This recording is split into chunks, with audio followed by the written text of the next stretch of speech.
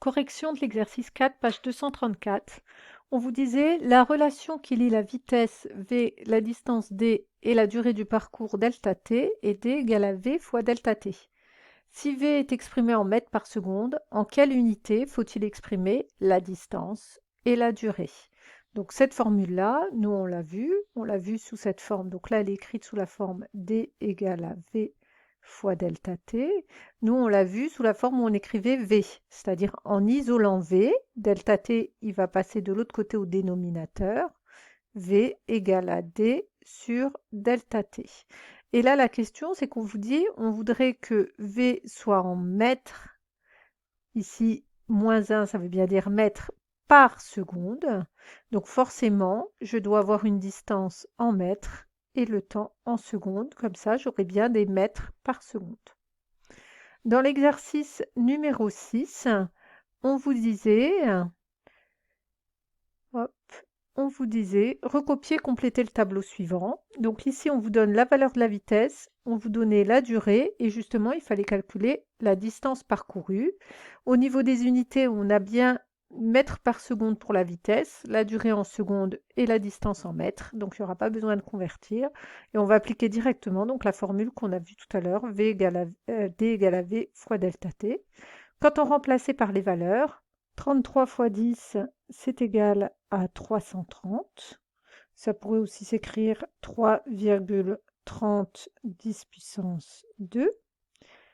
Ici, fois 10, donc on voit bien que la puissance, elle va monter d'un cran, 1,10 10 puissance 5. Et puis ici, 3,0 10 puissance 9. Dernier exercice, le 23, page 237, avec la distance Terre-Lune. Donc on vous dit ici, lors des missions lunaires, les astronautes ont déposé des miroirs sur la Lune. Ces miroirs sont utilisés pour déterminer précisément la distance entre la Terre et la Lune. Une mesure a donné pour un aller-retour de la lumière une certaine durée, qui est notée ici, avec la précision. Il fallait schématiser le trajet de la lumière. Donc, on peut schématiser. Ici, on a la Terre, donc ça va permettre de bien expliquer le principe. Ici, on a la Lune. On a placé au niveau de la Lune des miroirs. Hop, donc ça c'est un miroir. Et puis ici, on a un faisceau lumineux qui est envoyé à partir de la Terre, donc un émetteur de lumière qui envoie un faisceau lumineux qui arrive jusqu'au miroir. Quand il arrive jusqu'au miroir, ce faisceau lumineux, étant donné que c'est un miroir, qu'est-ce qu'il fait? Eh bien, il fait également le retour et il revient. Donc voilà ce qu'on a pour cette expérience. Nous, ce qu'on connaît ici dans l'exercice, c'est le temps que met pour parcourir cet aller-retour. Donc on a delta t, et puis on connaît également la vitesse de la lumière. Donc ça, c'est pour la question 1. En question 2, petit a, exprimer la distance entre la station laser, donc ici c'est le E, c'est notre émetteur, et le miroir, visé à la surface de la Lune en fonction de C et de delta t. Donc ce qu'on va faire, c'est qu'on va appliquer notre fameuse formule générale de la vitesse V égale à D sur T. On va l'appliquer, donc ça c'est notre formule générale que vous connaissez déjà. On va l'appliquer ici. Donc nous, ce qu'on a, ce qui est en train de se propager avec une certaine vitesse, c'est la lumière. Et puis on a dit que la lumière, souvent, sa vitesse, on va la noter C, et c'est le cas. Ici, le C signifie la vitesse de la lumière, signifie célérité. Donc la vitesse de la lumière. Delta t, c'est la durée, elle est donnée dans l'énoncé, c'est la durée pour que la lumière fasse un aller-retour. Donc la distance qui est parcourue, c'est si cette distance, je l'appelle d, l'aller-retour, c'est 2 fois d. Ce qui fait que la distance d, elle est égale, donc je vais isoler le d ici, je vais déjà mettre delta t de l'autre côté, donc j'ai c fois delta t égale à 2d.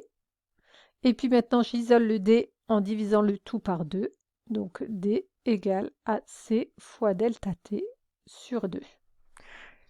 En question B, justement, il fallait la calculer, cette distance, puisqu'on connaît delta t et qu'on connaît c. Et en remplaçant par les valeurs, on trouvait 364 132 096,21 mètres. En question C,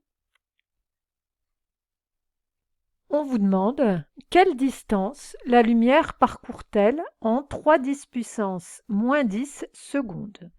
Donc ici, je reprends, je décortique. Ce qu'on me demande de chercher, c'est à nouveau une distance. Donc ce n'est pas la même que tout à l'heure, je peux l'appeler d'. En sachant que ce que je connais cette fois, c'est 3 puissance moins 10 secondes, donc je connais delta t, qui vaut 3 fois 10 puissance moins 10 secondes. Et puis, je connais toujours la vitesse de la lumière qui, elle, n'a pas changé, qui a été donnée tout à l'heure avec précision. Donc, d, c'est égal à v, ou ici c'est plutôt c, on l'a noté c, la vitesse de la lumière, divisé par delta t. Et on trouvait 9 puissance moins 2 mètres. En question D, on vous demande d'en déduire la précision de la mesure de D. Bon, alors cette question, en fait, ce qu'il fallait comprendre, donc c'est par rapport à la question précédente, il fallait repérer que le 3 puissance moins 10 secondes, ça c'est quelque chose que vous devez apprendre à faire, à bien lire l'énoncé, ça correspondait à quoi? Ça correspondait à la précision de la mesure de tout à l'heure de delta t. C'est-à-dire que le temps que la lumière elle fasse un aller-retour entre la Terre et la Lune, il y a une certaine précision dans la mesure de cette durée. Et cette précision-là, étant donné qu'elle est à 3 fois 10 puissance 10 secondes près, eh bien, ça fait que la distance aussi, il y a une précision. Et la précision, elle est de 9 puissance moins 2 mètres, ce qui revient à 9 cm. Ça veut dire qu'en réalité, on connaît bien la distance de la Terre à la Lune qu'on a mesurée ici à 9 cm près.